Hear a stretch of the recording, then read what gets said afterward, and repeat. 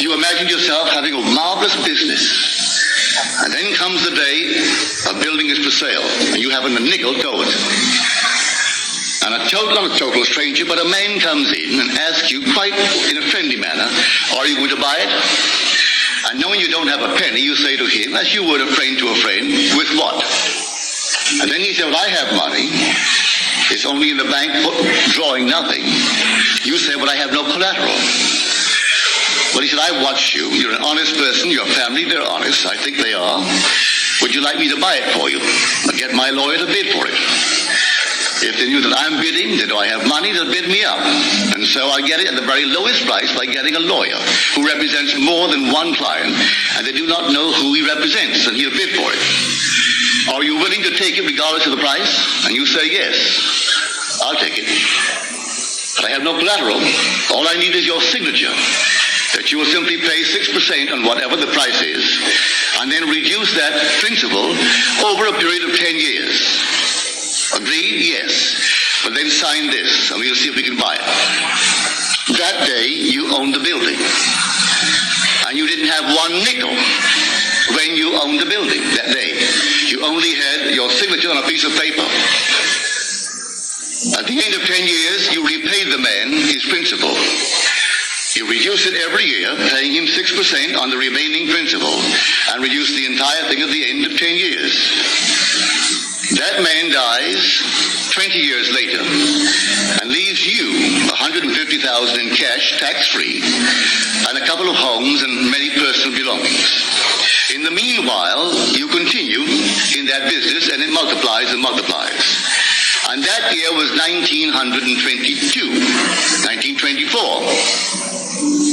This is now 1968. That building, I'm speaking factually. That building in 1924 is now gone. He paid only $50,000 for it. It was repaid and repaid. A bank 3 years ago bought the property, well, the building was rotted, bought the property for $840,000 in cash and no capital gain. From $50,000 to $840,000. In the meanwhile, the business has expanded into all the other islands, so that today you couldn't buy them out for $15 million. All in imagination. And this goes back to the imagination that preceded this man's offer to buy the building. For the young man seeing this building and entertaining a thought that the present owners deceived his father, and through deception got him out of a partnership, a junior partnership. And he was moved not to get even, but to prove that he really had something within him and could be a success in spite of their deception. And so every day he would see on that marquee not their name, but his own family's name. And he would see it in his mind's eye, because you could not take their name and transliterate it and make it spell this man's family's name.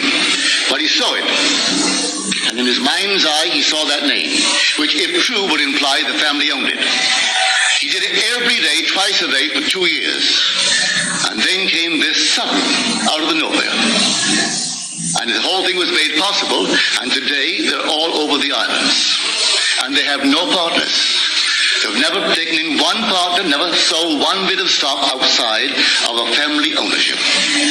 All by imagination. Now, I know what I'm talking about because I'm a member of that family. I'm speaking of my own family. This is not hearsay. I know it. My second brother, Victor, was the one in whose imagination this whole thing began to bloom. And he still works all by imagination. He knows what he wants, and then after having decided in himself, that's what I want, and that's good for the business, he then in his mind's eye, he appropriates it. And then let things happen.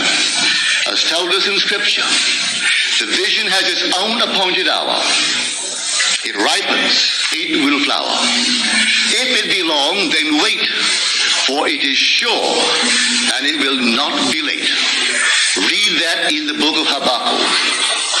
Here is the true translation of that passage in Habakkuk. So when you know what you want, remain faithful to that assumption. And the assumption, though at the moment is denied by your senses and denied by reason, if you persist in it, it will harden into fact.